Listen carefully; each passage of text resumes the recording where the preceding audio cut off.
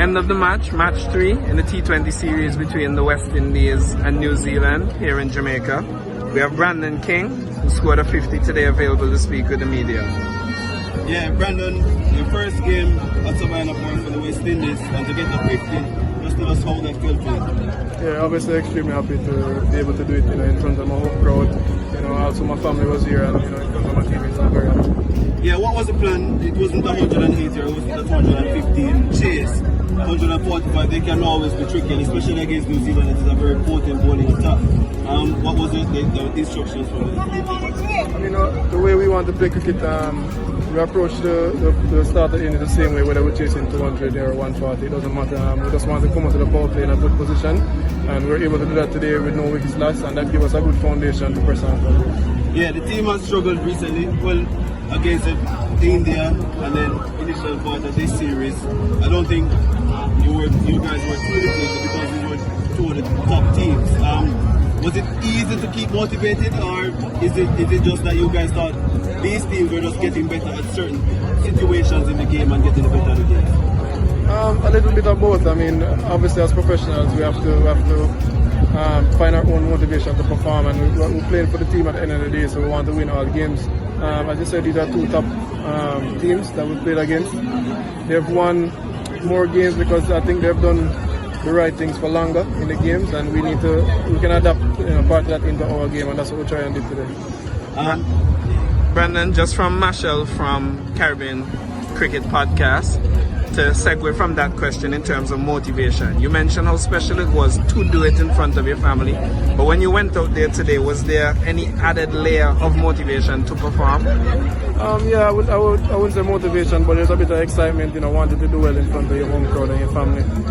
So I just try to use that, to my advantage, and you stay even more focused if possible, and it worked out today. Just how tough was it sitting out the first 2 matches with that injury? Yeah, it was very frustrating. Obviously you have to think long term when you have injuries, and you don't want to put yourself in a vulnerable position just because you're playing at home. But I was itching to get out there, and thankfully I was able to do it for at least one game this series. Yeah, your form in white ball cricket has been good in recent times. What has been the remedy for you? Experience is a big factor when it comes to my game. I feel like I understand myself more and what I need to do to score runs for the team. So I would say the mental aspect of it for me has been improved, and that has helped me.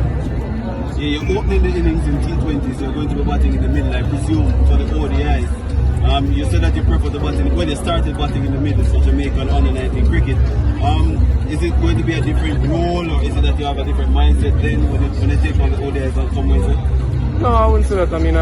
As you know, I've been a middle order batsman for most of my career. It's just in T20s that I've taken on this role as being an opener. So it's really going back to what I know, and trying to adapt to any situation that the team needs me to be in the middle order. And the West Indies haven't really favoured the ODI format. Our record there hasn't been great, to be honest. But playing against New Zealand, I think this is the final set of games before the Super League points are finished and qualification points will come together. Is it that any pressure is there for the team? Seeing that if you don't win, you probably have to play the qualification, or it's just going through the basics and getting the results? Yeah, I wouldn't say added pressure, but obviously these games are important for us. It's looking forward to the World Cup, as you say, next year. So we need to stay focused and do our best out there. We want to win the games, and we try our best to do that. And what do you think is the part of the game that you guys need to fix in the limited overs format to get closer and closer to the better teams? Well, as I say, if you look at the teams that are doing well nowadays, they do the right things for longer in the game. You understand, the concentration and focus throughout the game is good, and we need to adapt to some of that. Thanks, Brandon. Alright, end of the match. Match 3 in the T20 series between the West Indies and New Zealand. We have Shemar Brooks, who scored a 50 today, available to speak with the media. Jerome, please proceed. Yeah, Shemar 56 from 59. There were some struggles at the start of the series, especially against spin. How did you counter that threat today to guide the West Indies to victory? I think today was just very simple for me. It was just a turnover, the strike. Brandon started very well, and the way he started was just for me to keep putting him back on straight, keep the score ticking over, and not take much risk. Yeah, 102 runs added between you and Brandon. You mentioned what was the initial plan. But after Brandon's dismissal, they were almost home, but you still had to get to that 50. I know milestones are important in football. Yeah, definitely, and it was my first at this level, or in this format. But I guess, yeah, the plan was still simple. I got strict instructions from the dressing room, and it was just for Robbie to come in and bat a few balls, and I know how Robbie would take it from there. Yeah, there have been a lot of discussions as to how you approach your innings actually so far in T20s, because many feel as if you should be the one that the team is batting around, rather than you being that reserve, going at the bowling hard and so on. So was that the initial instruction from the coaching staff, or it was just you saying that the more you bat, obviously you're going to have the team in a good position? Yeah, but I mean, it's a bit of both. If you look at my dismissals from the last 2 games, I was going a bit hard, playing a bit with a character. And today just decided to, settle down a bit, give myself a chance. And Brandon made it very easy for me as well, because the way he started it, as I said before, I just had to give him the strike. So basically going forward, yeah, that's how I really want to play my innings in this format of cricket. Yeah, the Kiwis, they made 185 first and then 215 in the second game to get them down to 145. Were there different instructions or different game plans for the batsmen, or was it down to the pitch or how the bowlers go? No, I think it was just what the guys bowled today. Execution was fantastic. We seen Akil Hussain coming back into the team for the first game in the series and picking up 2 crucial wickets.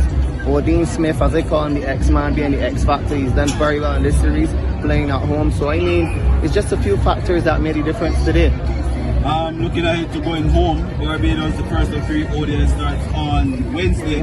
Your ODI form has been decent this year as well, along with Shea Hope. You plan to carry, obviously you want to carry over this form. But what has been the success for you in limited overs? Well, I guess from the innings I played today, it's just been simple.